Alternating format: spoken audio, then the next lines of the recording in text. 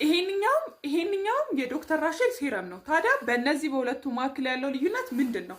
ይሄንኛው ብዙዎቻችሁ የምታውቁት ለዴይሊ ዩዝ ማታ ማታ የምንቀባው ሴረም ነው። ጥቅሙ አንቲ ኤጂንግ ነው። እንደገና ደግሞ ፊታችን ላይ ይሄ እድሜያችን የጨመረ ሲመጣ ያለው የፊት ቆዳ መሸብሸብ እሱን ያጠፋል። በዛ ላይ ደግሞ ሞይስቸራይዝ የማድረግም ኢፌክት አለው።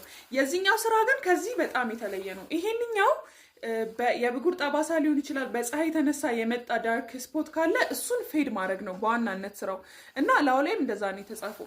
ዳርክ ስፖት ያለባችሁ የተቋቆረ ፊታችሁ ላይ የተቋቆረ ጠባሳ ያለባችሁ ሰዎች ይሄ ለእናንተ በጣም ኤፌክቲቭ የሆነ ለውጥ ያመጣል።